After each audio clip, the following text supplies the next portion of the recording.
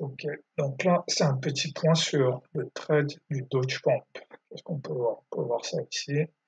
On stagne, on stagne, on stagne, et puis, boum, ça c'est juillet 2020, stagne, stagne, stagne.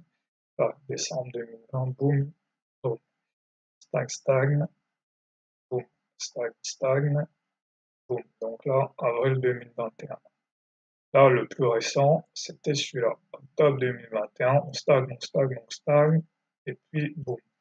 Donc, le Doge Pump, comment j'ai réussi à le choper? Donc déjà, il faut quand même être un peu sur crypto Twitter, écouter un peu ce qui se passe, ce qui se dit, et aussi il faut quand même quelques indices. Par exemple, il faut qu'il y ait par exemple déjà un LTC Pump. Voilà. Si déjà le Litecoin Pump, XRP Pump, donc là, ici, là,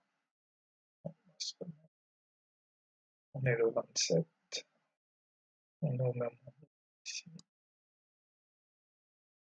donc là, ici, on est le 27, voilà.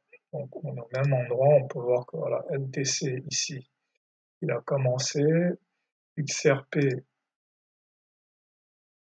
XRP est parti le 20,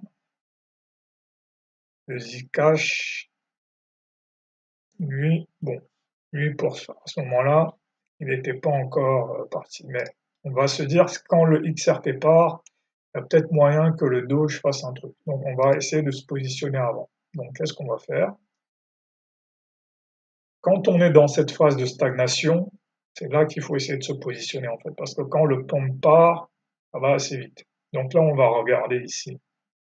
On va descendre en journalier, voir est-ce qu'on a une bonne entrée. Donc là, le pompe a déjà eu lieu. On va se replacer.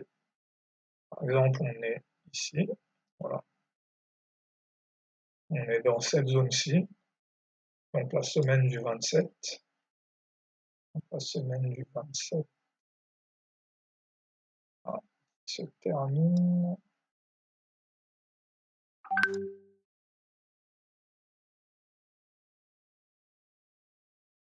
Donc voilà. Bon, à la limite, c'est pas grave. On peut voir le pompe. La semaine du 27, voilà, qui s'est terminée ici. Donc à partir d'ici, on va commencer à se positionner. Voilà, par exemple, on va se positionner. Alors on voit que si on se positionne ici, on peut se positionner avec un risque de 6%. Donc en fait, c'est là qu'on va commencer à chercher des entrées. Quand on voit qu'en weekly, on commence à voir, voilà, on commence à avoir cette stagnation, on a eu un pump, on est revenu sur un niveau qui est significatif, voilà, c'est le haut de ce petit range là, voilà. On a rebondi dessus une fois, on a rebondi dessus une deuxième fois, et là, on est en train de rebondir dessus une troisième fois.